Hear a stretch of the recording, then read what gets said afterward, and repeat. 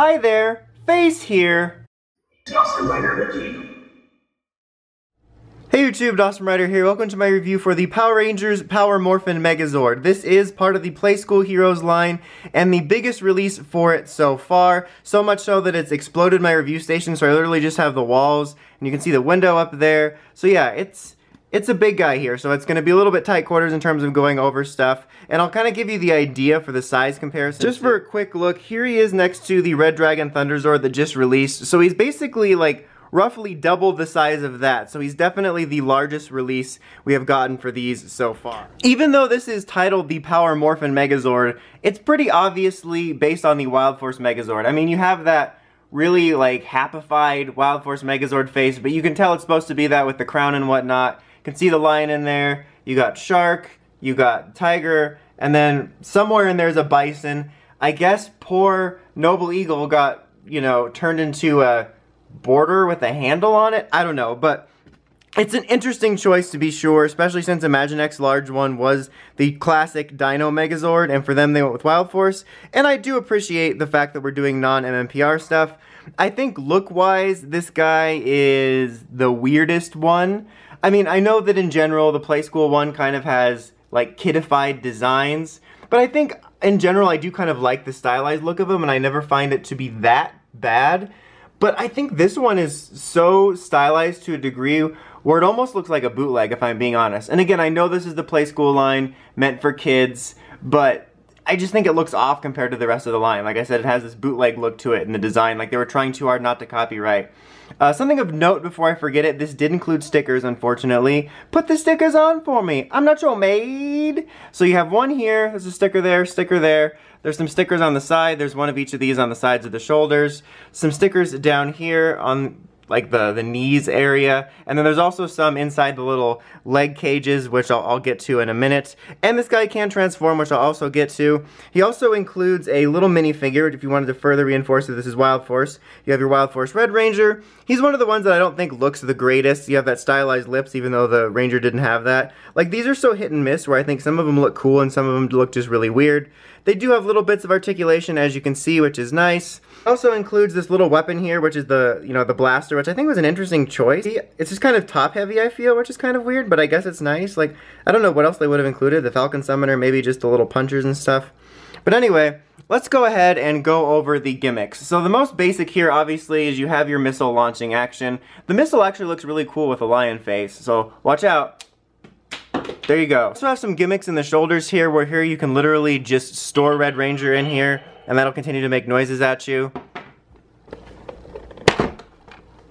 These little bits here, you just basically press them, and the mouth chomps. So, rawr, that was unrealistic. And the shark's not even gonna go, rawr. And you can basically put the Red Ranger all over. So you can put him in here. You'll be able to put him in the lion in a second. I mean, you can put him anywhere on top of here. Oops. I like how I say on top of there and then even the camera up there.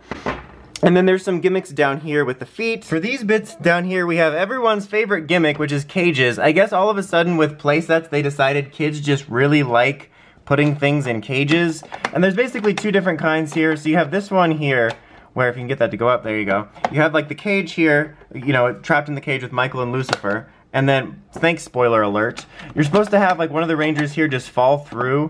I don't know whether it's supposed to be like, oh, he's trapped and we're letting him go, or if it's a prisoner, but that's supposed to happen. And then this one is just a slide. So, you know, when you're fighting evil, and then you're like, whee, fun time. And there's also stickers inside here, like I had mentioned. There's one right here on that side there. It's kind of weird there. It's kind of a weird fit, to be honest. And I guess you'll only see if you're doing that, so I don't know, that felt kind of pointless to me. Like, the main thing is the lights and sounds, which you activate via this quite literal lever, so let's just do that.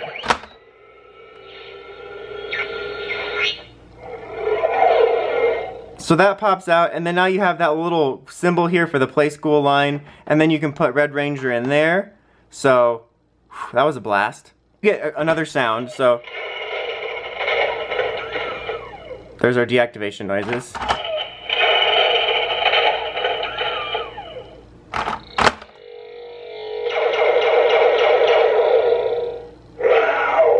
So you get basically two different noises. The first one, which is this.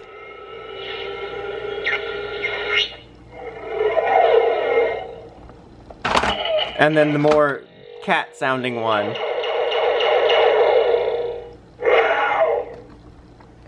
I have to say, I really do like the way that works. Like, at first I almost thought, oh, is this... Shh!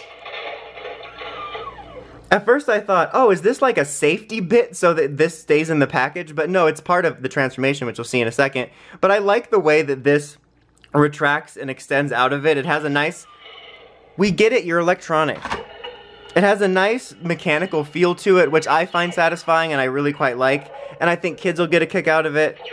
And I think it's a really neat feature, kind of like the way the dragon works, but I do dislike that. I think it's a neat part of it that makes it feel a little bit more worth it, in my opinion.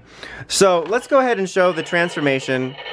So basically, you're just going to pull this forward. Sorry, you're going to have to see me a little bit. Pull this forward, and it kind of lifts him. We'll get to that. Pull this forward, and it kind of lifts him up. And then basically, you just bend it down like this. Oh, there's the bison! And you just bend it down so that you get the actual lion shape. Then obviously you're going to want to put this back out so it looks like an actual creature. And there you have that. More or less like if the Wild Force Megazord just turned into its own beast mode. Which again, it's cool, it's simply done, it adds a little bit of playability to it. What I like about it is it's fairly easy and I feel like a satisfying transformation mechanism, which I think is really nice and I think kids will really enjoy that. But since this kind of takes up a lot of space, I'm gonna switch back to Megazord mode to sort of talk about final verdict-y stuff. So overall, this is a very interesting release. I think this is obviously, given that it's the Playskool line, mainly targeted towards kids, I know.